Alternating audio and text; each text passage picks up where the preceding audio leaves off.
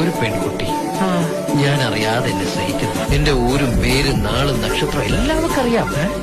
എന്റെ പേരിൽ ഞാൻ അറിയാതെ അവൾ ഇന്ന് വഴിപാടുകൾ കഴിച്ച് ഞാൻ കണ്ടു. അവൾ എന്റെ ജീവനൊക്കെ സ്നേഹിക്കുന്നുണ്ട് മുത്തച്ഛ. നീ ഇതേത് പെൺകുട്ടിയുടെ കാര്യം പറയുന്നു?